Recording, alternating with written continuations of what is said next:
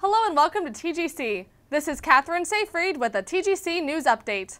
On today's broadcast, we'll be updating you on the newest GoBus Routes, as well as the infrastructure tour taken on Friday, April 10th. Finally, OU is gearing up for their master plan, so we'll let you know how the first community meeting went. But first, the Athens GoBus has begun new route services that can take residents all over the state. Earlier this month, they began a new route to Cleveland, allowing travelers to access the northeastern part of the state easily and affordably. Now the new routes will take travelers to familiar locations such as Columbus and Cincinnati multiple times a day. For example, you can now travel to Columbus 3 times a day from the Athens Community Center at 5:45 a.m., 12:35 p.m., and 5:45 p.m. By expanding the routes and providing more departure times, GoBus hopes to increase ridership and allow travelers to move to and from Athens much more easily. Next, on Friday, April 10th, City Council took its annual infrastructure tour, led by City Engineer and Director of Public Works, Andy Stone.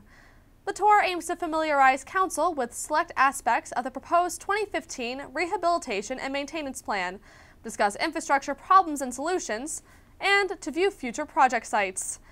Some of the infrastructure the city has are over 194 lane miles of road, over 43.8 miles of sidewalk, and 80,000 feet of mapped storm lines, with an estimate of 300,000 feet or more in existence. Mr. Stone explained his infrastructure philosophy of maintenance versus rehabilitation. If a piece of infrastructure is newer and in better condition, the city will make repairs. However, as the piece of infrastructure ages and its condition worsens, a complete reconstruction may be in order. The good news is that all of the Athens bridges except the Dairy Lane Bridge by the Dairy Barn are in good structure. In the state of Ohio, over 2,462 bridges are structurally deficient. Some of the tentative streets that could be paved in 2015 were Mary Street, Elizabeth, Jefferson, Brown Avenue, and perhaps more. Around $375,000 will be requested for paving. Andy Stone stated that some roads have not been repaved as soon as citizens would like, because the city is gathering funds to replace water lines and other utilities under the roadways, so that all the improvements are done at once. For example, Elizabeth Street will have to have water line replacements before paving the roadway. Finally, on today's news update, on Tuesday, April 14th, Ohio University held its master plan public meeting at the Community Center, where crowds of city leaders and community members gathered to examine the many facets of the university, such as its transit, housing, and changes over the past 200 years. This was all a part of the master plan's Phase 1, discovery and data collection.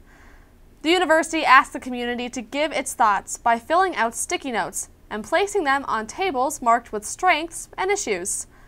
We got Ben Stewart, Director and Professor of Russ College of Engineering and Technology, to give us an example. So, for academic and research, what we're trying to inform people is, where does the student actually spend their time? The dark pink would be student classroom space, light pink would be student laboratory space, and the blue would be the research space. And so the connectivity between the student labs and the student classrooms, where they go to do their research, and the proximity to other groups, other units that would be synergistic. And so you can see that there is some interplay between Clippinger, the accelerator facility, and up at Morton where the maths people are. Over on this side, basically between engineering and medicine, a little over in the life sciences, the research area that's connected. A lot of activity for classroom in Bentley, in Morton, over in Grover, Walter Hall.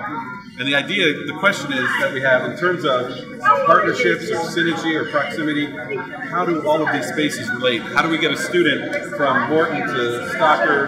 This circle kind of represents a walking distance in between classes. And we're looking for some ideas as to what do we do well, what do we need to do better, what are the opportunities to get a little bit more interaction between these different units across campus. That's all for today's broadcast. Keep up to date with all the latest happenings in the City of Athens by subscribing to our YouTube channel or by following the City of Athens on Twitter at the City of Athens OH. This has been Kathryn Safreed with a TGC News Update.